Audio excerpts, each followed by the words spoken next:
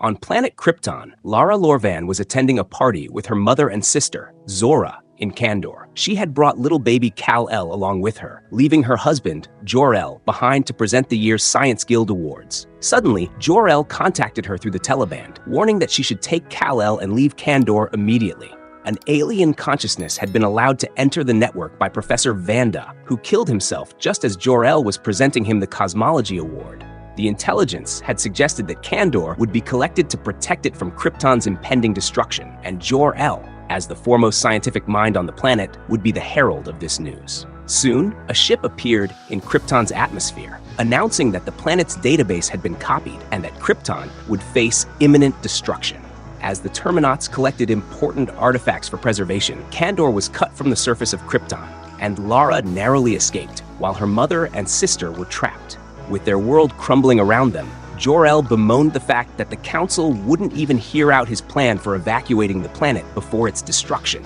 Carefully wrapping their baby in Jor-El's father's cloak, he and Lara decided to attempt an escape through the Phantom Zone. However, as they opened the portal, it became clear that the supercriminals imprisoned there were eagerly waiting for the opportunity to torture their captor and his family as soon as they crossed into the zone.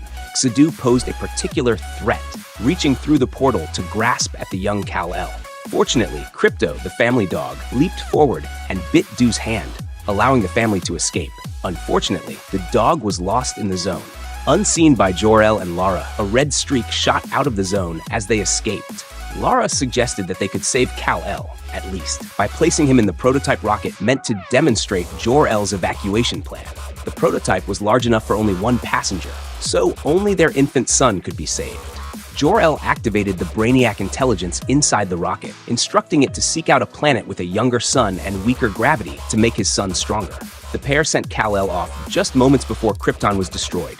Eventually, the rocket reached Earth, but upon entering its atmosphere, its systems failed, and it crashed into a field in Smallville, Kansas. Nearby, Jonathan and Martha Kent, having just been to an adoption agency, had gotten their trucks stuck in the snow. Martha, who had recently miscarried, began to despair. Drawn by the light from the rocket's crash, Jonathan and Martha found the wreckage and were shocked to discover a baby inside. Impulsively, they took the child as their own, thinking it was a sign from God. They worried, however, that the military personnel converging on the crash site might trace the missing child back to them, so Jonathan came up with a plan to throw them off the scent. After dropping Martha and the baby off, he drove back through the cordon, offering to show the soldiers the alien creature he had found. His alien was actually a miscarried calf, but at least the child was safe with Martha. The military collected the rocket and conducted numerous tests on it. Years later, Kal-El rediscovered the rocket in a military facility, instructing the intelligence inside to protect itself and promising to return for it. With the arrival of the Collector of Worlds, the age of superheroes had begun.